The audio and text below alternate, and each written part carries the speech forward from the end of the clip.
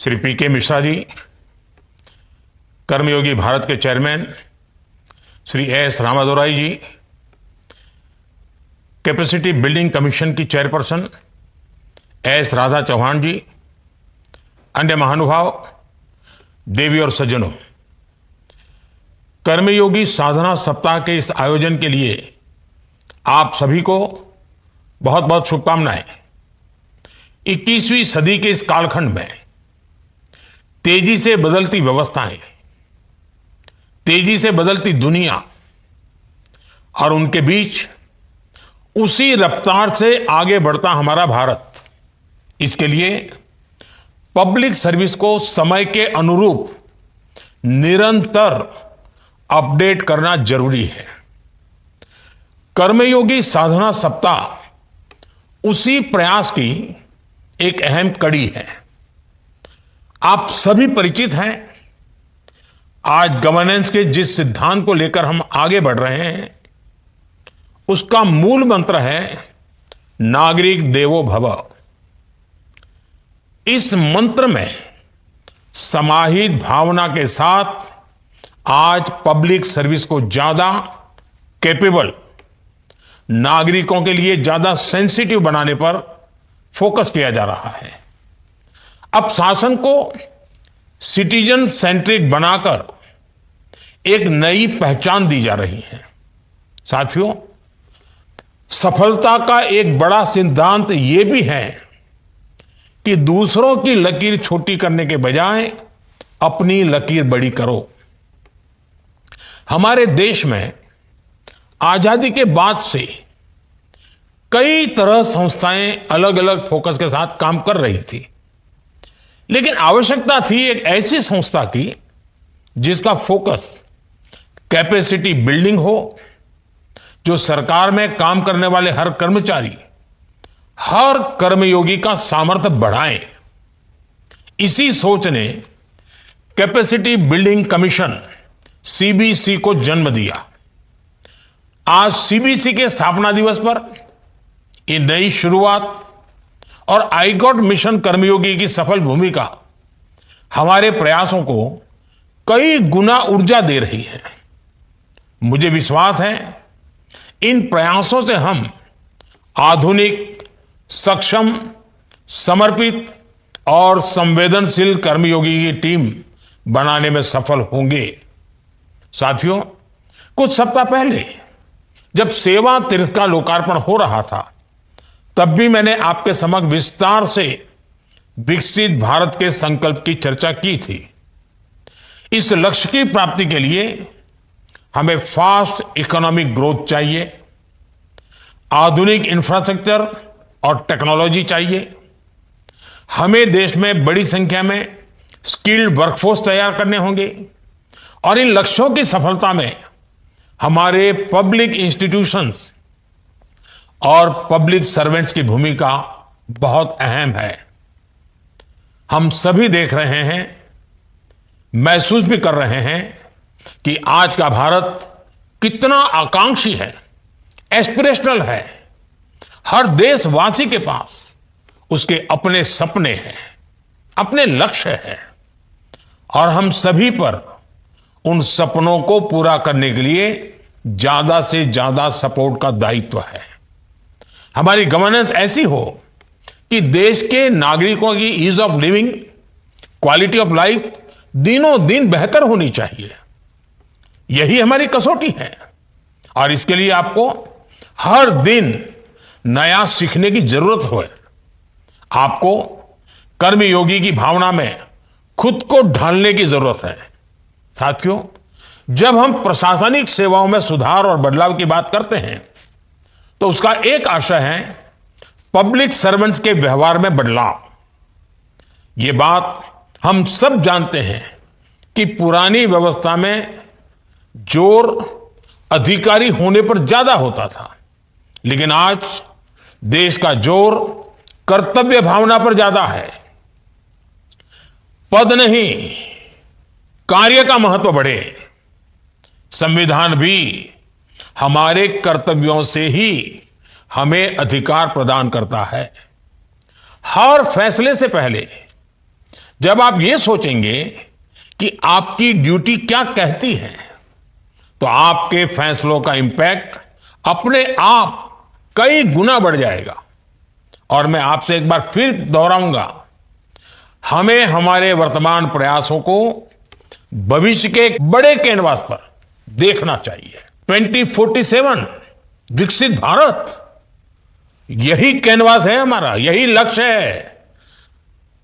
हम आज जो काम कर रहे हैं, इसका असर देश की विकास यात्रा पर क्या होगा, हमारे एक निर्णय से कितने नागरिकों का जीवन बदल सकता है, हमारा एक इंडिविजुअल ट्रांसफॉर्मेशन कैसे इंस्टीट्यूशनल ट्रांसफॉर्मेशन बन सकता है, ये प्रश्न हमारे हर प्रयास का हिस्सा होना चाहिए। अपने अनुभव से मैं ये कह सकता हूं, इसके लिए आपको बहुत ऊर्जा चाहिए होती है। ये ऊर्जा हमें केवल और केवल सेवा भाव से मिल सकती है। साथियों, जब हम लर्निंग की बात करते हैं, तो आज के परिप्रेक्ष्य में टेक्नोलॉजी का महत्व बहुत बढ़ जाता है। आप सब देख रहे हैं, बीते 11 वर्षों में शासकीय और प्रशासकीय कामों में किस तरह टेक्नोलॉजी का इंटीग्रेशन हुआ है। हमने गवर्नेंस और डिलीवरी से लेकर इकोनॉमी तक टेक रिवॉल्यूशन की ताकत देखी है। अब एआई की दस्तक के बाद ये बदलाव और तेज होने वाला है। इसलिए टेक्नोलॉजी को समझना और उसका सही उपयोग करना, ये पब्लिक सर्विस का एक जरूरी हिस्सा बन चुका है। अब बेहतर एडमिनिस्ट्रेटर, बेहतर पब्लिक सर्वेंट वही होगा जिसे टेक्नोलॉजी और डेटा की समझ होगी। यही आपके डिसीजन मेकिंग का आधार बनेगा। इसलिए एआई के क्षेत्र में कैपेसिटी बिल्डिंग और निरंतर लर्निंग को फैसिलिटेट करने के लिए काम हो रहा है। इसमें आप सभी की भागीदारी और सहभागिता दोनों बहुत महत्वपूर्ण है। मुझे उम्मीद है कर्मयोगी साधना सप्ताह में इस विषय पर भी उतना ही फोकस किया जाएगा। साथियों, हमारे फेडरल स्ट्रक्चर में देश की सक्सेस का मतलब है राज्यों की भी कलेक्टिव सक्सेस। हमने दशकों तक देश में राज्यों का कैटेगराइजेशन देखा है। क्या क्या सुनते थे? अगड़े राज्य, पिछड़े राज्य, बीमारू राज्य। आज हम ऐसी सभी परिभाषाओं को खत्म कर रहे हैं। हमें राज्यों के बीच हर तरह के गैप्स को भरना है, और यह तभी होगा जब हर राज्य एक जैसी इंटेंसिटी से काम करेगा।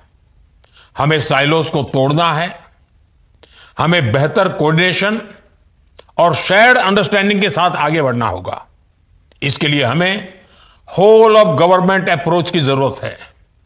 सरकार और ब्यूरोक्रेसी दोनों इस अप्रोच को अपनाएंगे तो हर मिशन में सफलता मिलेगी।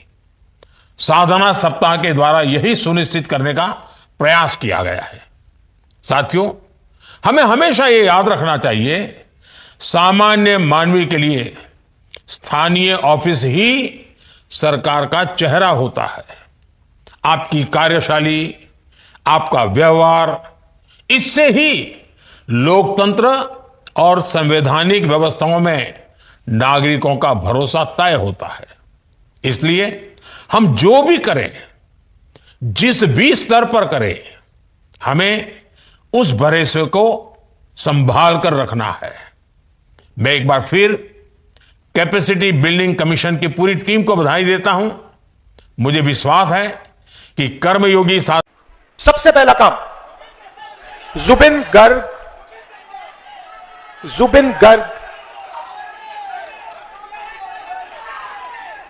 के साथ जो हुआ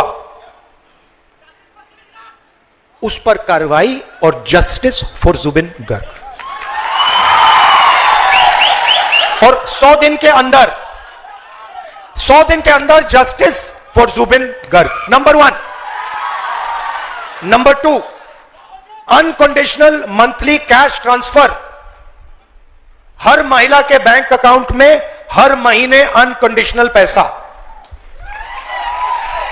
और अगर असम में कोई भी महिला बिजनेस चालू करना चाहती है तो बिजनेस शुरू करने के लिए महिला के बैंक अकाउंट में 50,000 रुपए अंदर।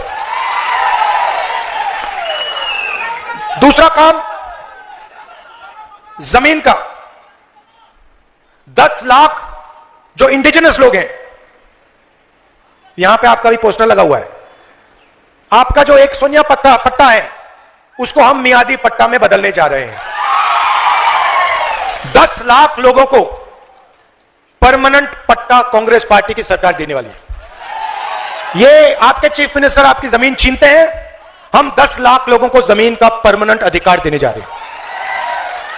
जो हमारे सीनियर सिटीजन्स हैं उनको 1250 रुपए हर महीने बैंक अकाउंट में पैसा, पेंशन, और उनके लिए डेडिकेटेड मंत्रालय असम की सरकार में। और आखिरी बात, जो हमारा हेल्थ केयर सिस्टम है, हर परिवार में कोई ना कोई कभी ना कभी बीमार होता है। किसी को कैंसर हो जाता है, बच्चे को चोट लग जाती है, ऑपरेशन की जरूरत होती है, डायबिटीज, हार्ट डिजीज, ये अलग अलग चीजें हो जाती हैं। अमीर लोग प्राइवेट अस्पताल में चले जाते हैं, पैसा दे देते हैं, वापस आ जाते हैं, कोई प्रॉब्लम नहीं होती। जिनके पास इतना पैसा नहीं होता वो बर्बाद हो जाते, खत्म हो जाते। एक सर्जरी हो जाए, गरीब व्यक्ति के घर में लाखों रुपए का कर्जा हो जाता है, डूब जाते हैं, कर्ज में डूब जाते हैं। इसलिए हम असम को एक नया हेल्थ इंश्योरेंस स्कीम देने जा रहे हैं। अब सुनिए, असम के हर परिवार को मेडिकल ट्रीटमेंट के लिए 25 लाख रुपए असम की सरकार देने जा रही है। आपको चोट लगे, किसी को दिल का दौरा पड़े, कैंसर हो, कुछ भी हो, हर परिवार के पास 25 लाख रुपए का रिजर्व होगा इलाज करवाने के लिए। तो आपके चीफ मिनिस्टर आपकी जमीन छीन रहे हैं, भ्रष्टाचार कर रहे हैं, आपका पैसा ले रहे हैं, और हमारी सरकार आपको जमीन दे रही है, 25 लाख रुपए हेल्थ इंश्योरेंस के लिए दे रही है।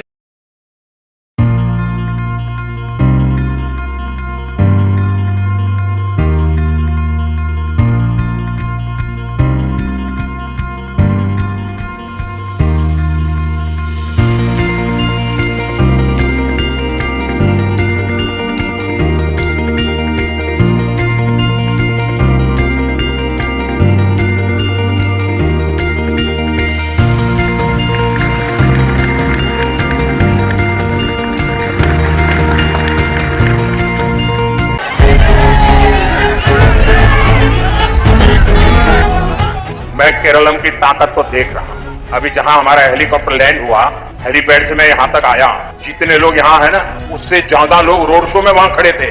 मेरे लिए बड़ा सरप्राइज था, रोड शो का कार्यक्रम नहीं था, लेकिन पूरे रास्ते भर मैं देख रहा था लोग ह्यूमन चेन की बात करते हैं, लेफ्ट के लोग, आज यहां के लोगों ने ह्यूमन वॉल बना करके दिखा दिया।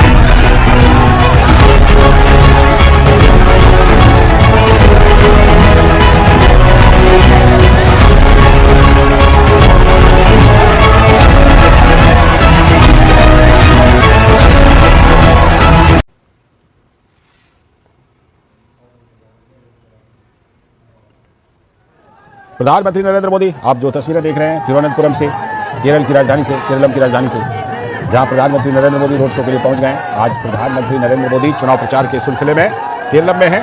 दक्षिण राज्यों के दौरे पर प्रधानमंत्री नरेंद्र मोदी हैं।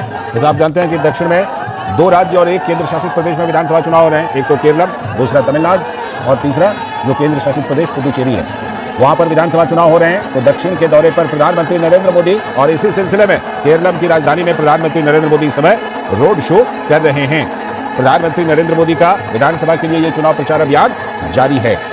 और इससे पहले प्रधानमंत्री नरेंद्र मोदी ने केरलम में ही तिरुवल्ला में एनडीए की एक विशाल जनसभा को भी संबोधित किया। और इस समय राजधानी तिरुवनंतपुरम में यह रोड शो, जिसमें कि देखिए पारंपरिक जो वाद्य यंत्र हैं उसका प्रयोग, वहां पर उत्साहित लोग जो प्रधानमंत्री नरेंद्र मोदी के ऊपर पुष्प बारिश कर रहे हैं, पारंपरिक नृत्य कर रही हैं महिलाएं। और प्रधानमंत्री नरेंद्र मोदी के स्वागत में तिरुवनंतपुरम में लोग वहां पर दिखाई पड़ रहे हैं भारी संख्या में। तो प्रधानमंत्री नरेंद्र मोदी के स्वागत और सम्मान के लिए, अभिवादन के लिए लोगों की यह भारी भीड़ और अपार जनसमूह इकट्ठा हुआ है। लगातार पुष्प बारिश, फूलों की वर्षा प्रधानमंत्री नरेंद्र मोदी के ऊपर। और एक विशेष बात भी इस बार है कि तिरुवनंतपुरम में बीजेपी का मेयर बना है, वो भी पूर्ण बहुमत के साथ। तो प्रधानमंत्री नरेंद्र मोदी और उनको देखने के लिए आए उपस्थित जनसमूह, भाजपा के कार्यकर्ता, सभी में जबरदस्त उत्साह। प्रधानमंत्री नरेंद्र मोदी को अपने बीच पाकर ये देखिए किस तरह से लोग कोई सेल्फी बना रहे हैं, कोई फोटो बना रहे हैं, कोई वीडियो बना रहे हैं अपने मोबाइल से। और ये फूलों की बारिश प्रधानमंत्री नरेंद्र मोदी के ऊपर रोड के दोनों तरफ से देखिए लोगों का हुजूम आया हुआ है। नीरज सिंह वहीं पर मौजूद हैं, वो और ज्यादा अच्छा हमें हाल बताएंगे कि वहां पर क्या कुछ लोगों में उत्साह है। नीरज, बताइए, प्रधानमंत्री नरेंद्र मोदी को अपने बीच लोग अपने बीच पाकर कितने उत्साहित नजर आ रहे हैं? कुछ तो तस्वीरें बता रही हैं, कुछ आप भी बताइए।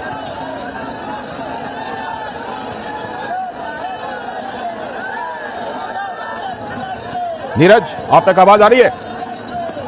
लाल जी, आपको आवाज आ रही है मेरी? जी जी जी, आ गई आवाज। बताइएगा जरा, तस्वीरें बहुत कुछ बता रही हैं, उत्साह थोड़ा आप भी बताइए कि लोगों में किस तरह का उत्साह देख रहे हैं।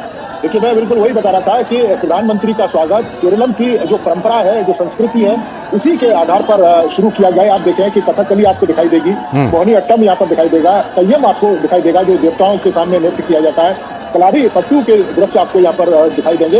और ये केरलम की संस्कृति है और प्रधानमंत्री के प्रति इनका प्यार है। आप देखें कि इससे पहले त्रिशूर में भी प्रधानमंत्री पहुंचे थे और एक बड़ा रोड शो प्रधानमंत्री ने किया था। बड़ी संख्या में जो लोग हैं त्रिशूर के प्रधानमंत्री को देखने के लिए पहुंचे थे और उसी तरह की भीड़, उसी तरह का उत्साह आपको यहाँ इन दृश्यों में दिखाई दे रहा है। आप देख रहे हैं कि जो बुजुर्ग हैं, महिलाएं हैं, जो युवा लोग हैं, वो प्रधानमंत्री की सेल्फी ले रहे हैं, इसके साथ साथ फोटो खींच रहे हैं उनका।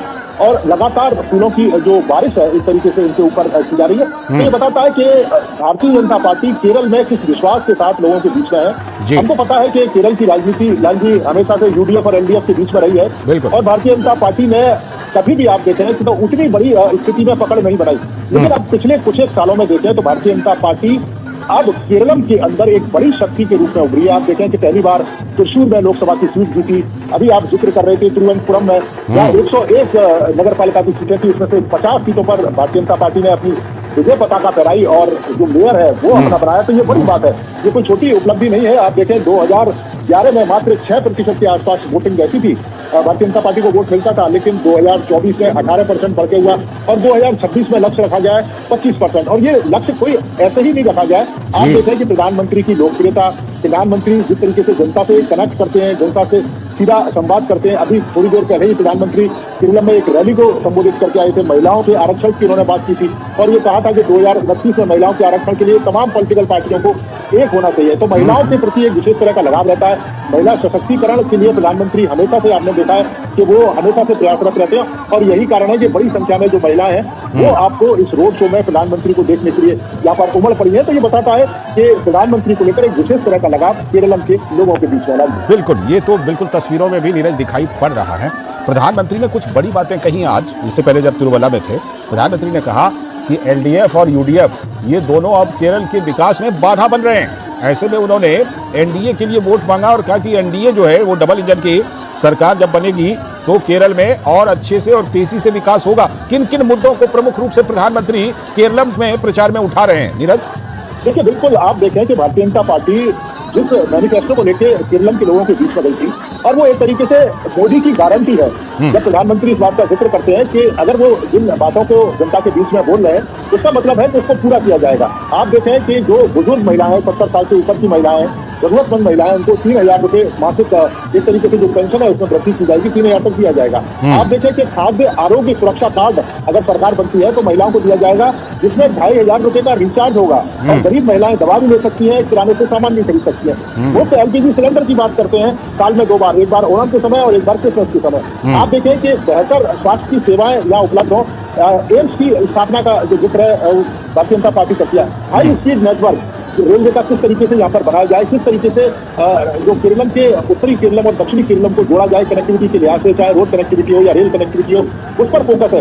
विकसित केरलम किस तरह का होगा और इसके साथ साथ सुरक्षित केरलम किस तरह का होगा, प्रधानमंत्री लगातार इस बात का जिक्र करते रहे और यही कारण है कि आप देखें कि वो ये कहते हैं कि एक बार एलडीएफ और एक बार यूडीएफ। अभी तक केरलम के लोगों ने केवल 2 ही जो ध्रुव है वो देखे हैं और जो तमाम समस्याएं वो आज जब से तक खड़ी है, या तो एलडीएफ उन समस्याओं पर ध्यान नहीं दे पाता था और ना ही जो यूडीएफ है वो दे पाता था।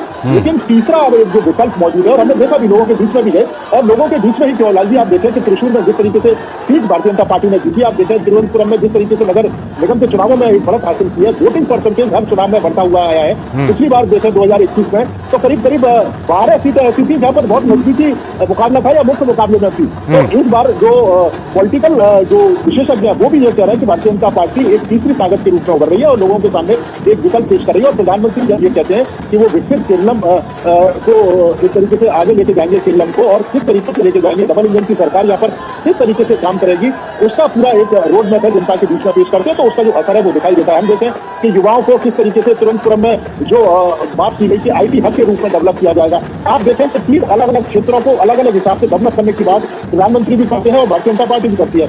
उसको बिल्डिंग केंद्र के रूप में डेवलप किया जाएगा और कोझिकोड को स्वास्थ्य नवाचार केंद्र के ऊपर डेवलप किया जाएगा। आप देखें तिरुवनंतपुरम दक्षिणी केरलम का हिस्सा है, कोझिकोड उत्तरी केरलम का हिस्सा है और कोची मध्य केरलम में आता है। तो इस पूरे केरलम को किस तरीके से विकसित किया जाए उसका एक road map Bharatiya Janata party ने यहाँ के लोगों के बीच में रखा है, उनको बताया है कि किस तरीके से भारतीय जनता पार्टी सरकार बनाएगी तो विकास के किस तरह के पैमाने होंगे, हर एक व्यक्ति को मौका मिलेगा, किसी के साथ किसी तरह का भेदभाव नहीं होगा।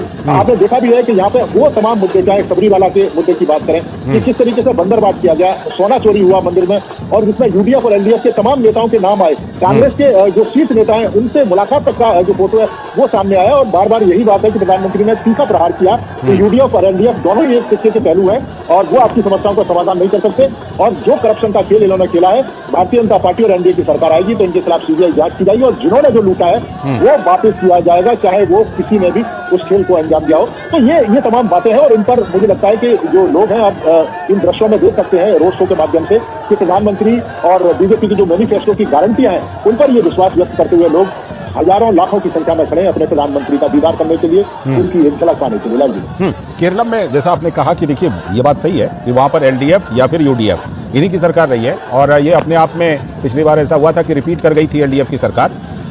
एनडीएफ और यूडीएफ के बीच सत्ता एक के बाद एक बदलती रहती है, लेकिन ऐसे में जब एनडीए अब तीसरा मोर्चा बना रहा है नीरज, ऐसे में एनडीए के जो दल हैं उनका प्रभाव कहां पर कैसा कैसा दिखाई पड़ रहा है, विशेष रूप से जो क्षेत्रीय दल है उनका बताइए। देखिए बिल्कुल आप सही कह रहे हैं कि 22 जैसे जो तमाम दल है क्षेत्रीय छोटे छोटे दल है उनके कुछ पॉकेट में अपने एक तरीके से समर्थन है, अपना एक खास तरीके का जो वोट बैंक है। आप देखें कि भारतीय जनता पार्टी धीरे धीरे जो ईसाई समुदाय खासतौर से कैथोलिक समुदाय के जो लोग हैं उनसे उनकी जो मुलाकात है और जो समर्थन है वो धीरे धीरे बढ़ रहा है। यही कारण है कि आप देखें कि 6% से वोटिंग का जो परसेंटेज है वो 2024 तक 18% से ज्यादा हो गया और ये कोई एकदम से नहीं हुआ है लालजी, इसकी शुरुआत 0 से हुई है। सैकड़ों की संख्या में कार्यकर्ताओं ने, सैकड़ों की संख्याओं में आरएसएस की वर्करों ने यहाँ पे अपनी जान खपाई है। कई सारे राजनीतिक हिंसा का जो शिकार हैं वो लोग हुए। ऐसा माना जाता है कि 300 के करीब कार्यकर्ता और आरएसएस के जो स्वयं सेवक हैं वो राजनीतिक हिंसा का शिकार हुए। आपको याद होगा 2021 का रंजीत श्रीनिवासन का जो मामला जिनकी हत्या कर दी गई थी और पीएफआई के लोगों ने हत्या की थी, 15 लोगों का जो नाम है वो भी सामने आया था। हमने देखा है कि किस तरीके से केरलम के कन्नूर में राजनीतिक हिंसा का केंद्र रहता था। तो इन कार्यकर्ताओं ने अपने खून पसीने से इस पार्टी को सींचा है और इस पार्टी को धीरे धीरे आप देखें कि एक समय था कि पार्टी केरलम के अंदर अप्रासंगिक थी, लेकिन आज आप देखिए कि तीसरा विकल्प पेश कर रही है। आप देखिए कि वोटिंग परसेंटेज धीरे धीरे बढ़ रहा है। आप देखिए कि प्रधानमंत्री त्रिशूर जाते हैं, प्रधानमंत्री केरलम के किसी भी हिस्से में जाते हैं, लाखों की संख्या में जो लोग हैं उनको देखने के लिए पहुंच जाते हैं। केरलम में भीषण गर्मी के बावजूद भी, और केरलम में आप देखें कि प्रधानमंत्री अपना संबोधन देते हैं, उसके उतना समझने ना समझने के बाद भी लाखों की संख्या में लोग बैठे रहते हैं। तो प्रधानमंत्री पर एक विश्वास है उनका, प्रधानमंत्री की जो गारंटी है, मोदी की गारंटी है, उसके ऊपर विश्वास है। और यही कारण है कि भारतीय जनता पार्टी ने 25% से ज्यादा का लक्ष्य रखा है 2026 में, और उसके लिए जी जान से कोशिश कर रहे हैं। पार्टी के तमाम कार्यकर्ता कोशिश कर रहे हैं, पार्टी के तमाम पदाधिकारी कोशिश कर रहे हैं। आप देखें कि यहाँ बीजेपी के बड़े बड़े जो लोग हैं, चाहे हम राष्ट्रीय अध्यक्ष की बात करें, जेपी नड्डा जी की बात करें, अमित शाह जी की बात करें, इसके अलावा किरण रिजिजू की बात करें, तमाम लोग यहाँ पर अपनी मेहनत कर रहे हैं, पसीना बहा रहे हैं ताकि इस पार्टी को खड़ा किया जा सके, जिन स्वयं सेवकों ने अपनी जान गंवाई। जी, आप स्वयं सेवकों की बात कर रहे थे ना, तो मुझे मास्टर सदानंद याद आ गए, जिन्होंने अभी हाल में राज्यसभा में बहुत कुछ बताया था कि केरलम में होता क्या रहा है और उनके साथ भी क्या हुआ था। आप हमारे साथ बने रहिएगा नीरज जी। मैं सीधे इस समय विनोद मिश्र जी, हमारे संपादक सलाहकार संपादक जुड़ गए हैं फोन लाइन पर, उनके पास भी चलता। विनोद जी, ये तस्वीरें आप अभी देख रहे होंगे, तस्वीरों में जो दिखाई पड़ रहा है, लोग बैनर लेकर के, लोग मोबाइल में अपना सेल्फी ले रहे हैं, लाइट से प्रधानमंत्री का अभिवादन कर रहे हैं, और जिस तरह से अभिवादन का आदान प्रदान, ये देखिए पारंपरिक दृश्य जो केरलम की एक विशेष पहचान है, ये सब कुछ मिल करके क्या बता रहे हैं विनोद जी? क्या इस बार ये जो तिरुवनंतपुरम, जहां पर की भारतीय जनता पार्टी अपना मेयर बनाने में इस बार सफल रही है, ये कारवां, ये सिलसिला आगे बढ़ेगा, ये तस्वीरें ये बता रही हैं? जी, ये ऐतिहासिक है। जब आप ऐतिहासिक कहते हैं तो तिरुवनंतपुरम उस ऐतिहासिक क्षण के, ऐतिहासिक पल का गवाह भी बनने जा रहा है। आप तिरुवनंतपुरम के अभी लोकल बॉडी इलेक्शन की बात आप कर रहे थे, तो उसकी शुरुआत आप हम लोग करें कि ये पहली बार है कि बीजेपी ने 40 साल 50 साल के ये अथक संघर्ष के बाद, जो नीरज बता रहे थे, उसमें पहली बार तिरुवनंतपुरम में अपना मेयर का पद हासिल किया और बीजेपी सत्ता में पहुंची है। ये उन सही में नीरज कह रहे थे, वो हजारों हजार जो कार्यकर्ता है, उनके खून पसीने की वो मेहनत है, जो आज बीजेपी को कम से कम केरल में, जब आप इस रोड शो के दोनों बगल, सड़क के दोनों किनारे जो भीड़ देख रहे हैं और लगातार जो लोग चल रहे हैं इतनी गर्मी के बीच में, तो ये आप कह सकते हैं कि ये लोगों का ये उत्साह है जो एक बीजेपी को एक नई एस्पिरेशनल, जो केरल है उसमें एक बीजेपी को एक नई थर्ड फ्रंट के रूप में देख रहा है। लेकिन इससे इंपॉर्टेंट ये है कि जिस आज विधानसभा में पीएम मोदी के दोनों विधानसभा में ये अभी रोड शो चल रहा है लाल जी, तो नरवम का उस कंस्टिट्यूंसी में पिछली बार 2016 में बीजेपी ने एक सीट पाई थी। जो लोग कहते हैं कि बीजेपी केरल में कहां है, मैं सिर्फ उनके याद दिलाने के लिए बता दूं कि 2016 में जो राजीव चंद्रशेखर अभी जिस सीट से खड़े हुए हैं, 2016 में पहले बीजेपी इस पे जीती थी। 2021 में वो सीटें बीजेपी ने लूज की, और इस बार राजीव चंद्रशेखर जो खुद पार्टी के अध्यक्ष हैं वो इस सीट से खड़े हैं। जो राजीव चंद्रशेखर अभी बीजेपी के प्रदेश अध्यक्ष हैं और प्राइम मिनिस्टर के साथ अभी इस रोड शो में साथ आप दिख रहे होंगे। तो ये इंपॉर्टेंट इसलिए भी है कि ये सारे जो केरल के नैरेटिव्स हैं, मैं आपको इसलिए अलग बता रहा हूँ कि नैरेटिव्स की एक पुराना, ये 50 साल का केरल एक नैरेटिव्स में फंसा है, एलडीएफ और यूडीएफ के नैरेटिव्स में। आज प्राइम मिनिस्टर जो अभी केरल का जो विधानसभा में एक रैली कर रहे थे, उसमें उन्होंने उस सारे नैरेटिव्स को तार कर दिया है। तो पीएम का आज जवाब पूरे देश और दुनिया को है। पीएम कहते हैं कि जो ये पूरे पार्टियां एलडीएफ और यूडीएफ जो सेकुलर और कम्युनल के बाद से चुनाव को लोगों को दिग्भ्रमित करता है, उसे ये पता होना चाहिए बीजेपी को जो क्रिश्चियन डोमिनेटेड कम से कम नॉर्थ ईस्ट के 7 राज्य में, एक राज्य को छोड़ के सारे एनडीए के शासित राज्य हैं, और वो राज्य जितने भी हैं नॉर्थ ईस्ट के जो क्रिश्चियन डोमिनेटेड राज्य हैं, वो लगातार रिपीट में एनडीए का शासन हो रहा है। गोवा में जो क्रिश्चियन डोमिनेटेड गोवा का आप यहाँ देखिए कि बीजेपी रिपीटेड गोवा में वहां शासन कर रहा है। तो केरल में जितनी बातें ये फैलाई जा रही है, वो सीधे एक भय और एक डर को दिखा के कि बीजेपी आएगी तो क्या होगा, ये बात को पीएम ने आज पूरी तरह से इनका डिफ्यूज कर दिया। दूसरा जो आज का जो पॉलिटिक्स आप देखिए कि इस समय में पीएम मोदी केरल में है, तो इस समय राहुल गांधी भी केरल में है। कांग्रेस के लिए भी ये प्रतिष्ठा का सवाल है। आज मैं राहुल गांधी के 2-3 जो रैलियों को देख रहा था, और राहुल गांधी जो बात रख रहे थे वो सीधे है कि राहुल गांधी पूरे के पूरे एक इंटरनेशनल डिप्लोमेसी इंडिया को कैसे एक केरल के एक रीजनल पॉलिटिक्स में शिफ्ट कर रहे थे। राहुल गांधी का जब कहते हैं कि पीएम मोदी कंप्रोमाइज्ड है, वो अंडर डोनाल्ड ट्रंप के, प्रेसिडेंट ट्रंप के दबाव में है, और विजयन जो है वो पीएम मोदी के दबाव में है, तो ये उस तरह से बताना चाह रहे थे जो लोगों को, जिस कम्युनिटी में वो मैसेज देना चाह रहे थे, वो ये मैसेज देना चाह रहे थे कि पूरे गल्फ कंट्रीज में पीएम ने पूरे गल्फ को अकेला छोड़ दिया है, कम्युनिटी को अकेला छोड़ दिया है। आज पीएम ने उसका जवाब दिया है और पीएम ने जो वेस्ट एशिया संकट पे कांग्रेस का जो नैरेटिव है उसको एक तरह से लोगों के बीच में रखा है कि कांग्रेस पार्टी और लेफ्ट कितना एक गंदा पॉलिटिक्स कर रहा है। अभी इसी केरल के कम से कम 10 लाख से ज्यादा लोग गल्फ में हैं लाल जी, और पूरे भारत का आप देखिए तो लगभग 1 करोड़ से ज्यादा हमारे भारतीय जो केरल में हैं। बिल्कुल। तो पीएम ने जो आज बात कही है इसी केरल से कि उन्होंने कहा कि हमारा जो अपने डिप्लोमेसी है उसमें हमारी प्रायोरिटी अपने लोगों की सुरक्षा है, और वो सुरक्षा केरल के लोगों को उन्होंने कहा कि ये आपके लोगों को, हमारे लोगों को जान जोखिम में डाल रहे हैं।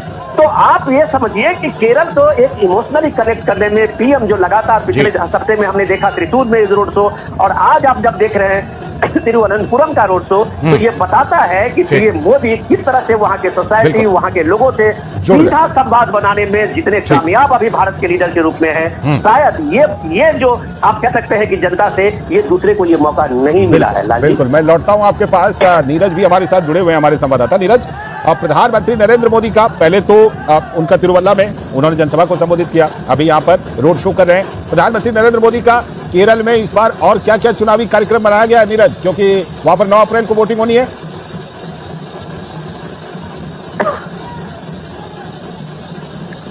नीरज, आप तक आवाज आ रही है?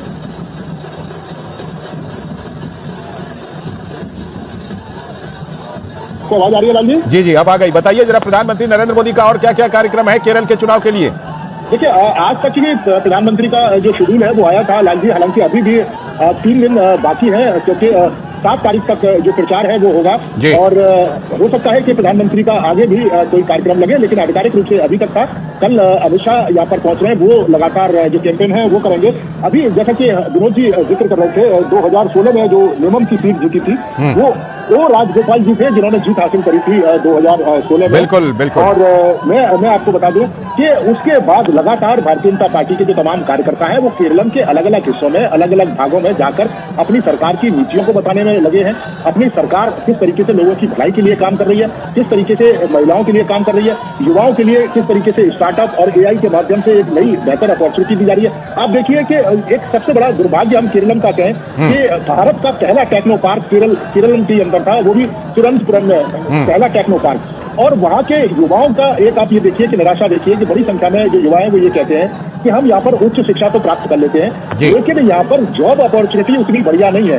उनको खाली देशों में, उनको यूरोप में जाकर जॉब करना पड़ता है, और उसके कारण एक बड़ी आबादी जो उनके माँ बाप की है वो एकाकीपन का जीवन जी रही है यहाँ पर। उनके पास उनके बच्चे नहीं है, उनके पास बच्चों के बच्चे खेलने के लिए नहीं है, तो वो एक एकाकीपन इस पूरे विधानसभा क्षेत्र और केरल के अलग अलग हिस्सों में आपको दिखाई देगा। और यही कारण है कि जो युवा है वो एक आशा भरी नजर से देख रहे हैं, वो चाह रहे हैं कि यहाँ पर यूडीएफ और एनडीएफ जो लगातार खेलती रही है, और अभी तक कोई उस तरीके का विकास यहाँ देखने को नहीं मिला जो युवाओं को बेहतर अपॉर्चुनिटी देता है। हमने देखा है कि केरल के जो लोग हैं, उच्च शिक्षित लोग हैं, बेहतर शिक्षा प्राप्त करते हैं, लेकिन अगर उसी हिसाब से जॉब नहीं मिले तो निश्चित तौर पर एक निराशा भी मिलती है। तो वो चाहते हैं कि जो विकल्प हमारे सामने पेश किया जाए, जो विकल्प हमारे सामने आया है, तो वो विकल्प अगर केरल के विकास के लिए, केरल में ऐसे उद्योग धंधे, ऐसी जो व्यवस्था है वो अगर यहाँ पर करें, यहाँ पर अगर जो IT हब बनाए और यहाँ पर जॉब क्रिएट की जाए, तो उन लोगों को शायद खाड़ी देश में या यूरोप में जॉब कर जाने की जरूरत नहीं होगी। वो अपने घरों में, अपने माँ बाप के पास, अपने स्टेट के अंदर जॉब कर पाएंगे और बेहतर अपॉर्चुनिटी पा पाएंगे। तो ये एक बड़ा, मुझे लगता है कि यहाँ के लोगों का एक मलाल है, खासतौर से